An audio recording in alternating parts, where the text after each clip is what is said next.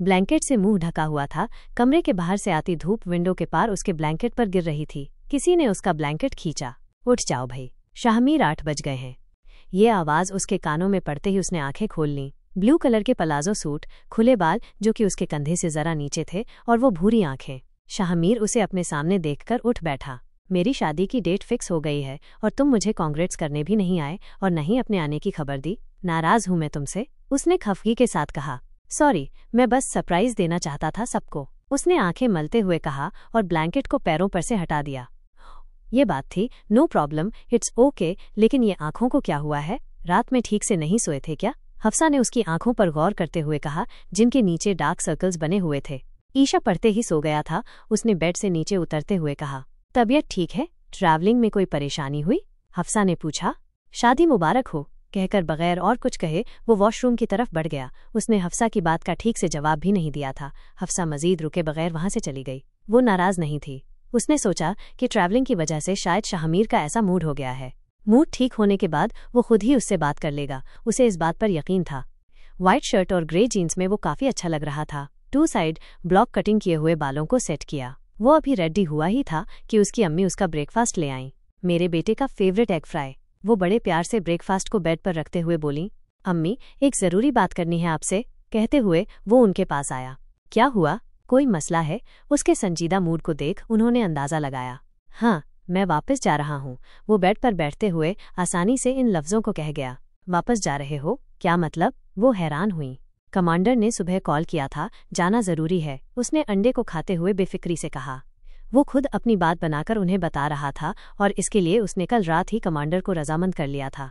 नहीं, कल ही आए हो और अभी ढंग से मिले भी नहीं हो, फैमिली में किसी से और जाने की बातें कर रहे हो? उसकी अम्मी को जरा गुस्सा चढ़ा। मेरी कोई गलती नहीं है इसमें, सामान पैक है मेरा, मैं अभी जाऊंगा, जाना जरूरी है, समझे इस बात को अम्मी, उसने ब्रेकफास्ट खत्म करने के बाद हाथ मसलते हुए कहा। अगले महीने शादी है हफ्सा की, तुम्हें मालूम है ना? वो उसे बता रही थी। इसी वजह से तो जा रहा था वो, मगर उसकी अम्मी इस बात से अनजान थी। मुझे नहीं मालूम, मैं अभी जा रहा हूँ बस, कहते हुए वो बेड से उठा। तुम्हारे अब्बा को कहती हूँ मैं अभी, कहते हुए वो बेड से उठ खड़ी हुई। उन्होंने उसे धमकी दी थी और वो इससे डरने वाला नहीं था। कुछ मिनट बाद ही उसके कमरे में उसके चाचा, ताया और अब्बू आ गए। उनके साथ ही उनकी बीवियां भी मौजूद थीं और ज़िशान, हफ्सा भी, यानी कि उसके जाने की खबर अब उन्हें मालूम हो चुकी थी। ये क्या सुन रहा हूं मैं, तुम जा रहे हो? यूसुफ उस पर जरा गुस्से और संजीदगी में बोले थे। हाँ, कमांडर ने बुलाया है, जाना जरूरी है, उसने लापरवाही के साथ अपने अब्बा को जवाबन कहा। मैं अभी बात करता हूँ तुम्हारे कमांडर से, कहते हुए उसके ताया अब्बा सलमान ने अपना फ़ोन जेब से बाहर निकाला। कर ले बात, कोई फर्क नहीं पड़ने वाला बात करने से, उसने ढीठ अपने से कहा। उसका लहजा बदला हुआ था। हेलो, सलमान ने कॉल किया तो कॉल पिक हो गई। मैं शाहमीर का ताया बात कर रहा हूँ, उन्होंने अपनी मालूमात दी। अगर आप शाहमीर को रोकना चाहते हैं और इसी वजह से आपने कॉल किया है तो माजरत चाहूंगा, मैं आपकी कोई हेल्प नहीं कर सकता, इस वक्त हमें शाहमीर की जरूरत है, कमांडर ने बहुत ही सलीके के साथ उनसे कहा। कॉल स्पीकर पर थी और सब कमांडर की आवाज़ सुन सकते थे। लेकिन अगले महीने मेरी बेटी की शादी है, सलमान साहब ने उन्हें समझाने की कोशिश की। शादियां तो होती रहती हैं, आप समझने की कोशिश करें। अगर आप अभी उसे भेज दें तो बहुत अच्छा होगा, अपनी आखिरी बात कहकर कमांडर ने कॉल कट कर दिया। शाहमीर दिल ही दिल में कमांडर को दुआ दे रहा था, उसी कमांडर को जिसे वो पहले छुट्टियां न देने की वजह से कोसा करता था। ये क्या बात हुई भई? कॉल काट दिया, बात भी नहीं सुनी, इतना बदतमीज है ये? सलमान को उन पर गुस्सा आया था। बदतमीज नहीं है, जरूरत है उनको मेरी, मुझे जाना होगा, खुदारा समझें आप इस बात को। वो उन सबकी तरफ देखते हुए हाथ जोड़कर बोला।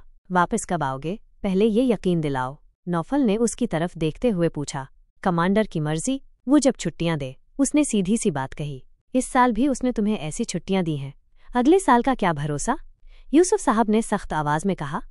एक आर्मी ऑफिसर की यही जिंदगी होती है अब्बा, उसने उनके हाथ को पकड़ते हुए कहा। उसका लगेज तैयार था, आप में से कोई मुझे बस स्टॉप तक छोड़कर आना चाहता है तो आ सकता है, मैं अगले साल इंशाअल्लाह सितंबर में आ जाऊंगा, वो भी 3 महीनों के लिए, उसने उन सबको यकीन दिलाते हुए कहा। अपने सामान को पकड़े वो सबको गमगीन और नाराज किए जा रहा था। मैं और नौफल चलते हैं, यूसुफ साहब ने आखिरकार हार मानते हुए कहा। वो इस मजबूरी को समझ सकते थे। थैंक यू, उसने हल्की सी मुस्कुराहट बिखेरते हुए जवाबन कहा। मेरी शादी में नहीं आओगे? उसे जाते हुए देख पीछे से हफ्सा ने आवाज दी। वो उसकी आवाज सुनकर पीछे मुड़ा। सॉरी नहीं आ पाऊंगा, लेकिन मेरी दुआ रहेगी तुम अपनी शादीशुदा जिंदगी में हमेशा खुश रहो। तुम्हें बहुत अच्छा और नेक शौहर मिले जो मुझसे भी बेहतर हो। आखिर वाली लाइन उसने अपने दिल में ही कही थी और फिर वो जाने के लिए वापस मुड़ गया। सब उसे जाते हुए देखते रहे। जितनी खुशी उन सबको उसके आने की हुई थी, अब उससे भी ज्यादा गम उसके इस तरह जाने पर हो रहा था। कितना सोगी यार नूरी, उठ भी जाओ अब, मैं बोर हो रहा हूँ। उस लड़के ने थककर फोन बंद करते हुए कहा। मैं कौन सा डांस करके तुम्हें एंटरटेन करूंगी? महनूर ने उसकी बात सुनकर आंखें खोल लीं और अपना सिर उसके कंधे से हटा लिया। कर दो एंटरटेन, कुछ बकवास बातें ही कर लो यार। वो बैठा बैठा बहुत बोर हो गया था।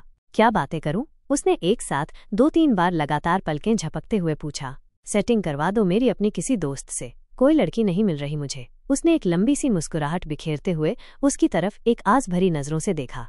अल्लाह का खौफ करो फजल, इकलौते और मुझसे 1 साल छोटे मामू हो मेरे, शर्म नहीं आती मुझसे ऐसी बातें करते हुए? अभी नानू को कॉल कर दिया।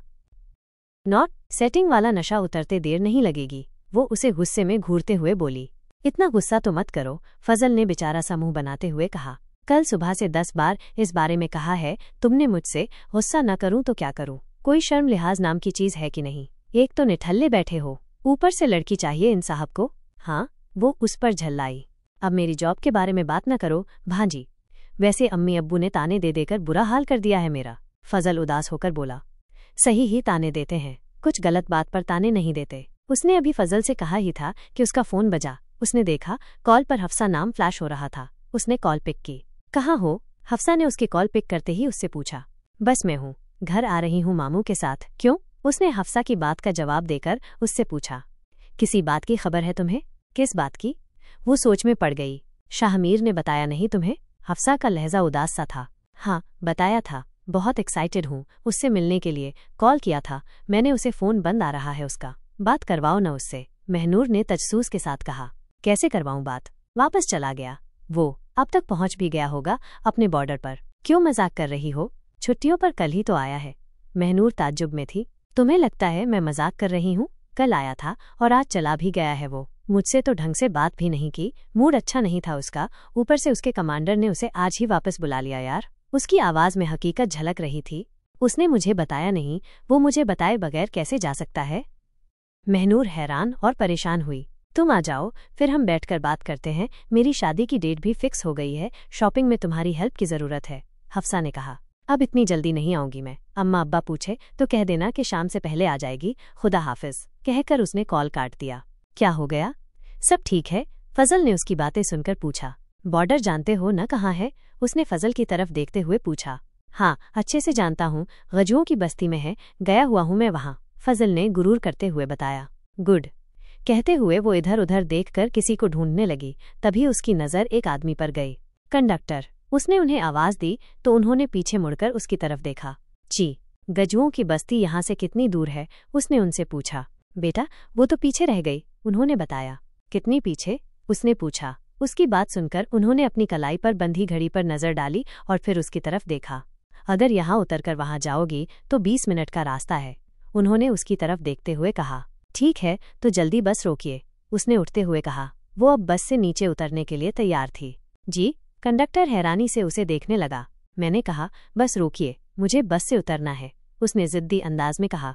लेकिन आपका शहर तो अभी आया नहीं, कंडक्टर को अच्छे से याद था। मुझे वहाँ नहीं जाना, गजुओं की बस्ती जाना है, जल्दी बस रोकिए, उसने कहा। क्या कर रही हो लड़की, पागल हो गई हो क्या? फजल उसकी सोच को जान गया था। कंडक्टर ने बगैर किसी बहस और बात के सीटी बजाकर बस रुकवा दी। बैग उठाओ फजल, महनूर ने एक बैग खुद उठाते हुए उसकी तरफ देखते हुए ऑर्डर दिया। मैं वहाँ नहीं जाऊँगा, फजल हैरानी से उसको देख रहा था। अगर तुम नहीं जाओगे तो मैं अकेली चली जाऊंगी, ये बात तुम अच्छे से जानते हो, उसने आंखें दिखाते हुए कहा। वाकई उसमें सलाहियत थी, वो जा सकती थी। फजल ने बगैर कुछ कहे बस बैग उठा लिया। वो अच्छे से जानता था महनूर को। वो दोनों अपना सामान लिए बस से नीचे उतर गए। बस उन्हें उतारकर वहां से चली गई। पागलपंती की भी हद होती है नूरी। वो अपने गुस्से को अब जब्त न कर सका और मुझे वो हद भी पार करनी है, उसने निहायत ही सलीके के साथ प्यारी आवाज में कहा। उसका गुस्सा इस वक्त सिर्फ एक ही शख्स पर था। अल्लाह, क्या करूंगा मैं अब? अगर तुम्हारी अम्मी या अब्बू ने पूछ लिया तो क्या कहूंगा मैं? वो परेशान हुआ। वहीं जो मैं कहूंगी, फिलहाल मेरे साथ चलो, उसने बैग उठाए कदम आगे बढ़ाते हुए कहा। अब तुम बॉर्डर पर जाओगी? आर यू क्रेजी यार? उससे मिलना है तो अगले साल मिल लेना, अभी वक्त है, हम घर वापस चल सकते हैं। फजल ने उसे समझाने की कोशिश की। अब और सब्र नहीं है मुझ में और इंतजार नहीं करूंगी। मैं आज उससे मिलूंगी और आज ही उसे प्रपोज करूंगी। दैट्स इट, वो पुख्ता यकीन के साथ चलते हुए बोली। फजल बैग उठाए उसके पीछे पीछे चल रहा था। वो तुम्हें वहां देखकर गुस्सा नहीं हो जाएगा? फजल उसके बराबर चलते हुए बोला। आई डोंट केयर, मुझे बस इतना मालूम है कि मैं उससे गुस्सा हूँ, उसने तेज तेज चलते हुए कहा। वो भी उसके साथ चल रहा था। बहुत बड़ा तहलका मचाने वाली हो यार तुम, घर वाले, बॉर्डर वाले, सब गुस्सा करेंगे। बहुत ही कोई अहमकाना काम करने जा रही हो। फजल उसे समझाने की नाकाम कोशिशें कर रहा था। मोहब्बत तो अहमक लोगों को ही होती है, मोहब्बत समझदार लोगों के बस की बात नहीं। वो चलते हुए बोली। फजल के पास अब उसका साथ देने के अलावा कोई चारा नहीं था। सर, यह लड़की जबरदस्ती अंदर आने की कोशिश कर रही थी। इसके साथ एक लड़का भी है जो बाहर खड़ा हुआ है। दोनों की चेकिंग हो गई है और साथ में बैग भी थे। बैग की भी चेकिंग की हम लोगों ने। फालतू का सामान है उसमें, बस एक आर्मी ऑफिसर ने कमांडर की ओर देखते हुए कहा। फालतू का सामान नहीं है वो, कीमती सामान है मेरा, उसने गुस्से में बड़बड़ाते हुए कहा। 2 लेडी आर्मी ऑफिसर्स ने उसे पकड़ रखा था। तमीज से बात करो मैडम, बॉर्डर पर हो, कमांडर ने अंगुली दिखाते हुए कहा। पहले इनसे कहो छोड़े मुझे, इनको तमीज नहीं है क्या? वो चिढ़ी हुई थी।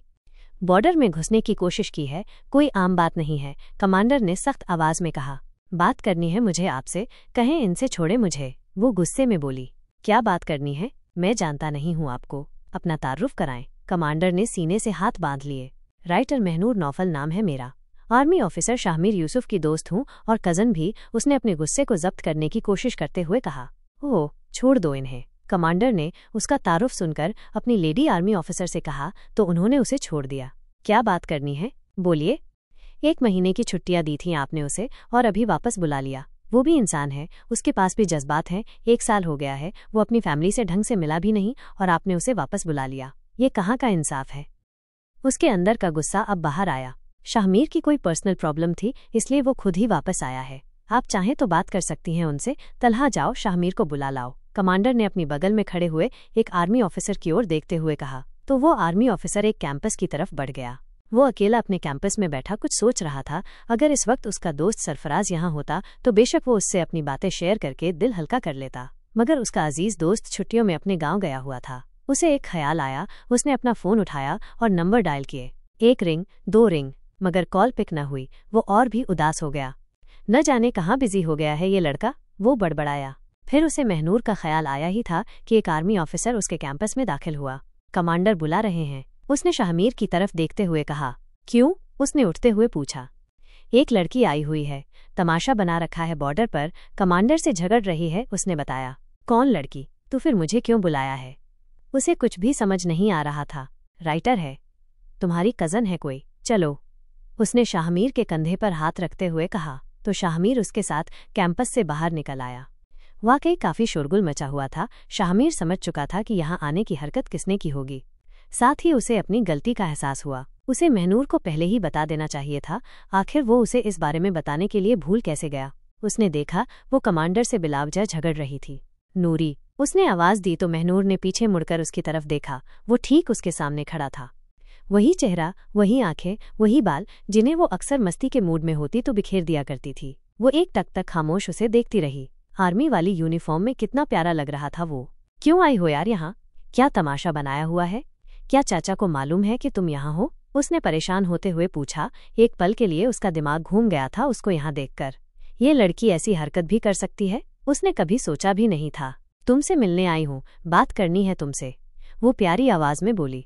उसका गुस्सा न जाने अब कहाँ गायब हो गया था। फोन पर कर सकती थी बात, यहाँ आने की क्या जरूरत थी तुम्हें यार? देखो कैसे सब लोग घूर रहे हैं तुम्हें, उसने सिर पकड़ते हुए कहा। शाहमीर की ये बात सुनकर उसे गुस्सा आया, वही गुस्सा जो कुछ देर पहले कमांडर पर था। सब लोग जाओ यहाँ से, अपना अपना काम करो। कमांडर ने सब आर्मी ऑफिसर को वहां से भेज दिया जो उनका तमाशा देख रहे थे।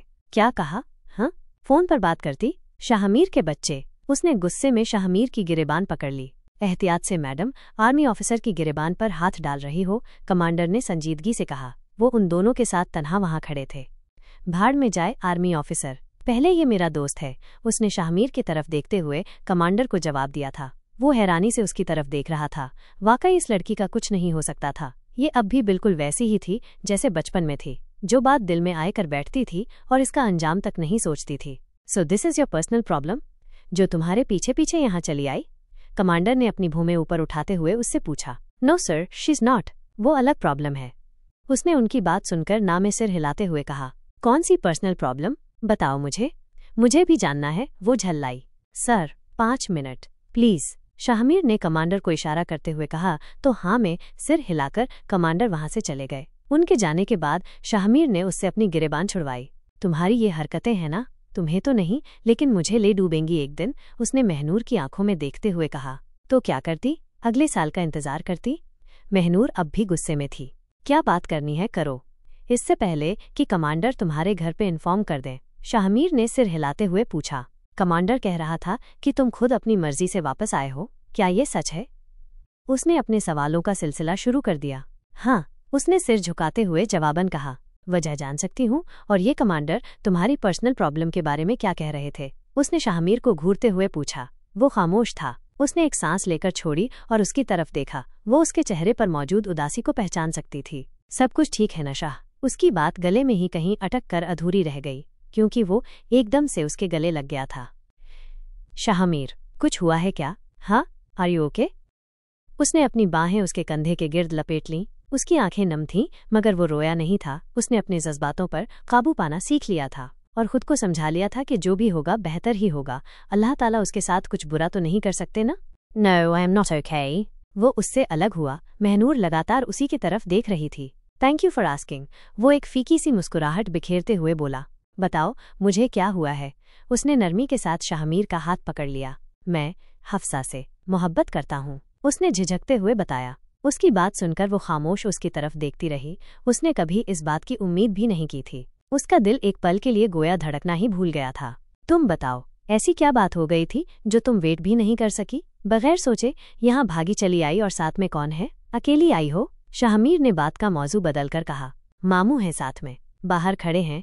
तुम मुझे बगैर बताए चले आए तो मुझे गुस्सा आ गया था। तुम वापस घर कब आओगे? उसने धीमी आवाज में जरा रुककर कहा। अगले साल, बगैर झिझके उसने जवाब दिया। उसके जवाब पर वो कुछ देर खामोश रही। मैं समझ सकती हूँ, आई एम रियली सॉरी, अगर तुम्हें मेरी किसी बात का बुरा लगा हो तो। वो नरमी से उसके हाथ को अपनी अंगुलियों से रगड़ते हुए बोली।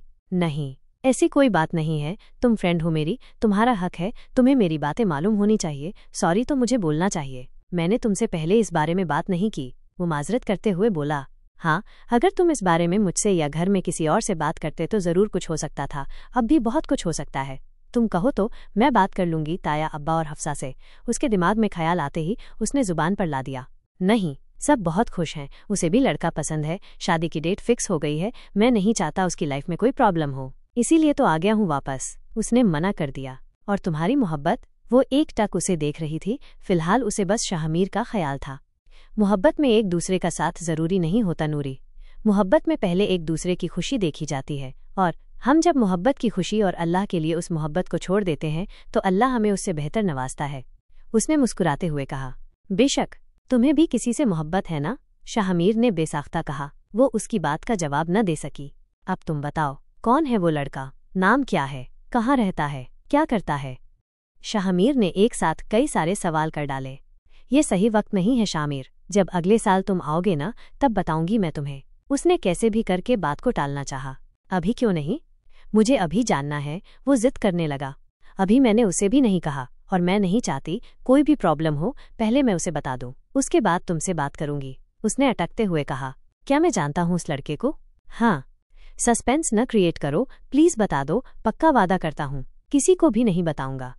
लेट हो रही हूँ मैं, घरवालों को खबर होने से पहले जाना है। मामू को आर्मी ऑफिसर ने घेर रखा है, मुझे जाना होगा। हम मिलकर बात करेंगे न इस बारे में। उसे समझ नहीं आ रहा था कि वो क्या करे और क्या कहे।